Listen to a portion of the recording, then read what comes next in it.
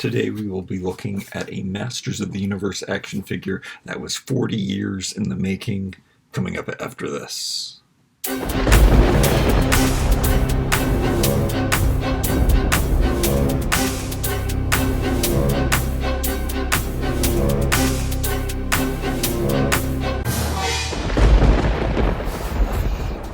Alright, I'm super excited to take a look at this figure.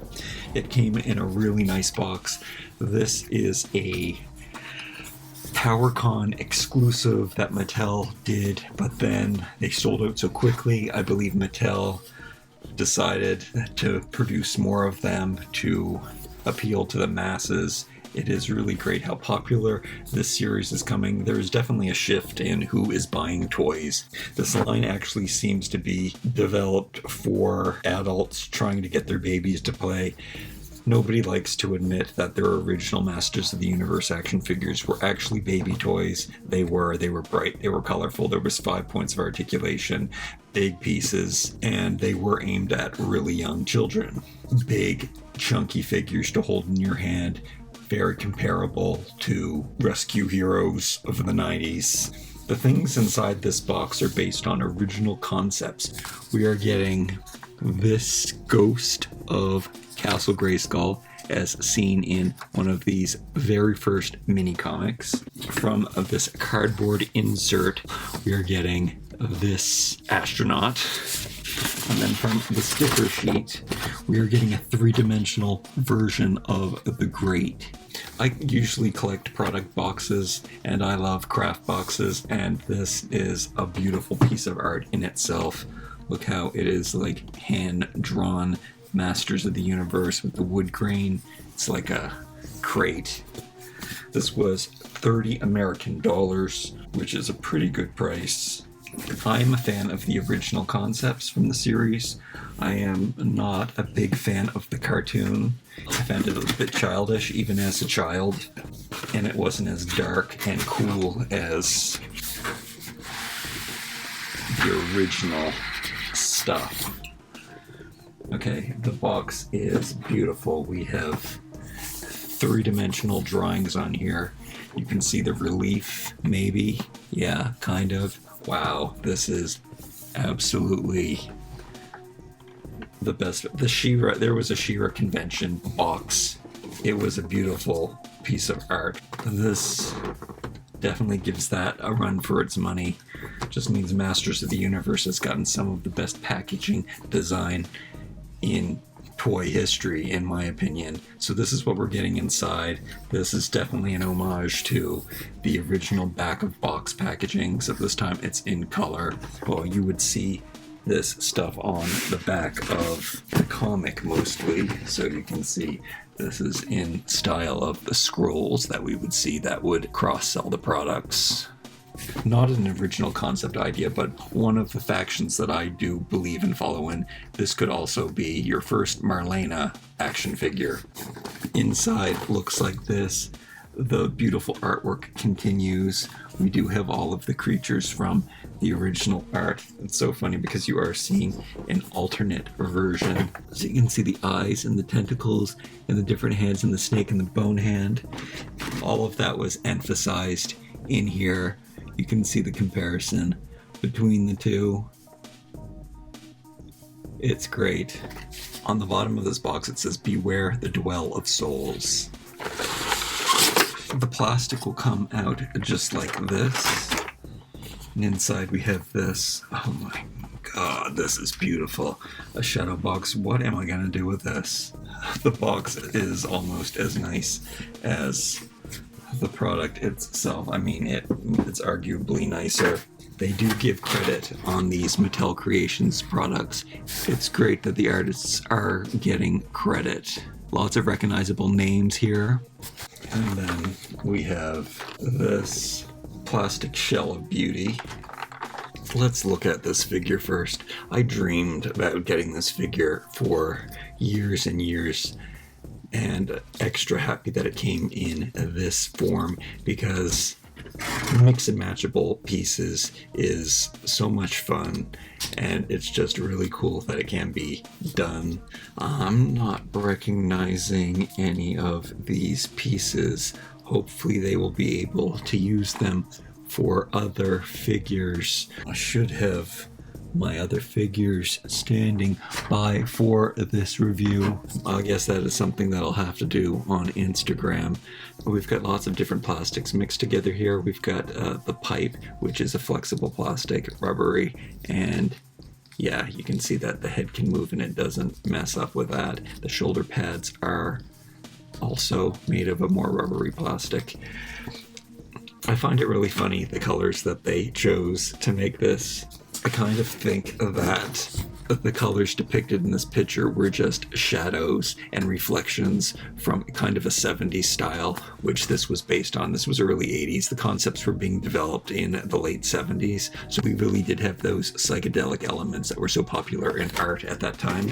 So I think that they kind of might have put a little too much color in it. I think he probably would have looked better as a metallic white, maybe a pearly white would have been what his intended color would have looked like. I think it was supposed to be an astronaut suit. I would like to get this pearly off-white vintage looking version of this. Hopefully that they do release this figure in an alternative version.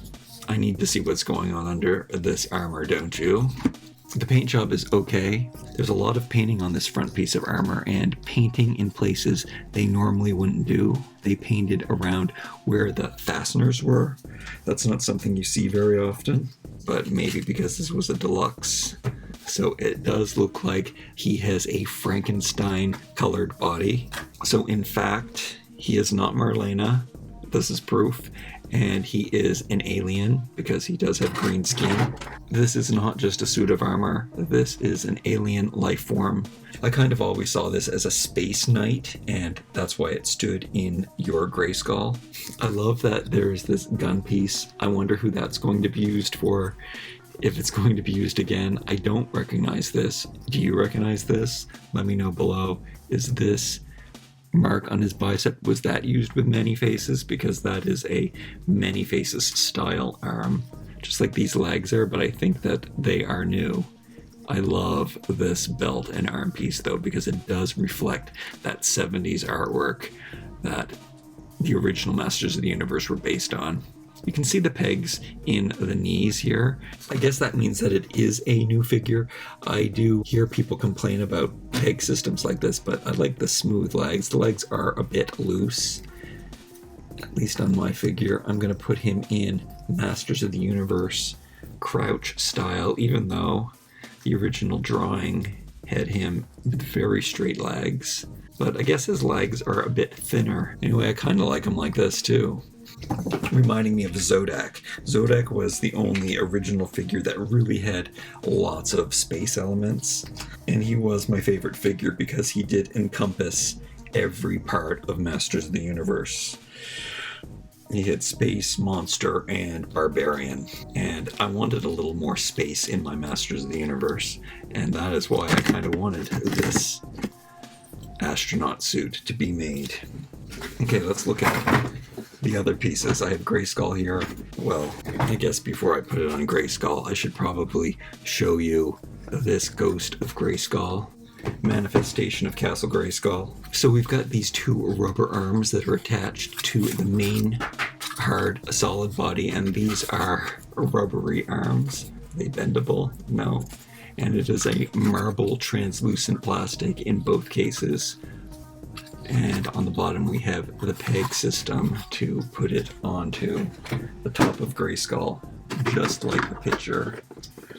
I have to move these boxes out of the way so I do not hurt them. It fits nicely on the peg, and it looks just like this. They could reissue this in a different color since they have already made it. His arm fits perfectly over the edge of the Grayskull. The green skull. Inside, it's a bit dusty. I haven't been in here since I put it together. But there is a foot peg for him to stand. I think it might be better to put his left leg on the peg. His legs are really loose, so you kind of will have to put him up against the wall.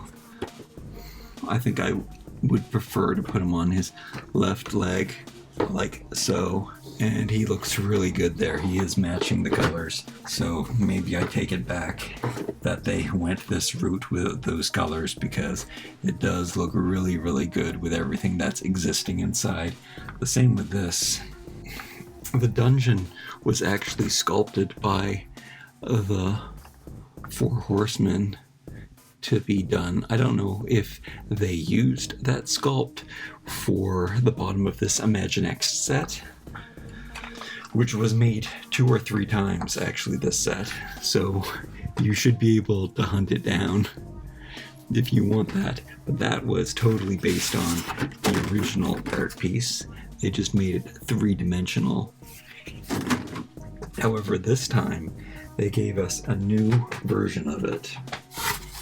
And I love this plastic. There's some marbling, and they have those speckles mixed in there. There's a little slot for it to attach to your Grayskull. You can put the monster coming out of the grate, and perhaps you can put it in the grate itself. It does seem to fit, maybe.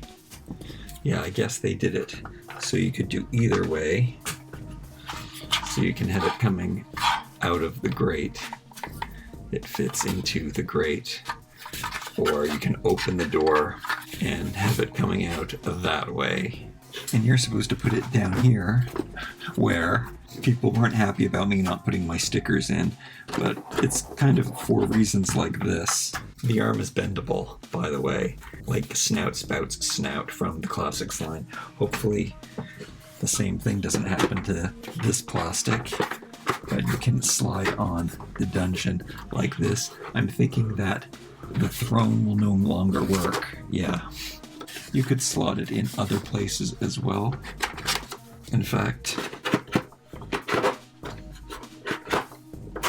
I feel maybe the intention was to put it actually right there as an extension of the dungeon. It seems to click into place better in that position, and it also doesn't go over the drawbridge door so much. And I think I like it under the gate so that you can see all of these elements in it. So yeah, Castle Grayskull is looking pretty sweet. It's looking really sweet. Okay, stay tuned to the end. I'll give you some other close-up looks at some of these new pieces. Like, comment, share, and subscribe. We'll see you next time.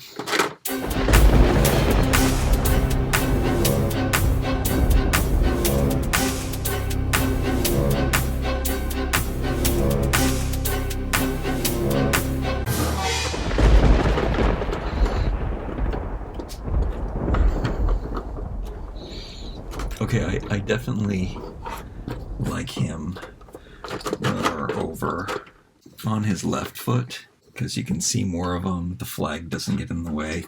The computer doesn't get in the way. He looks real good there. And I don't know if I showed you so many of these great details. I love that backpack, the pop-up blue. I'm loving these colors. The fact that this is pink is such a 70s throwback. And the gun on the arm.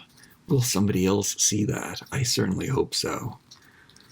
I love that this mimics the original Masters of the Universe psychedelic design too. The silver is looking really good in the lights. It's a nice silver paint too. Silver plastic. Top of the helmet with the antenna, another little pop pink up there. It's great. It is really great. And I didn't give you a really good look at this guy. Rubber plastic at the top part of his snout, and then this is a harder shell plastic. And it's bendable. I don't want to bend it too much, but that's really nice and viney.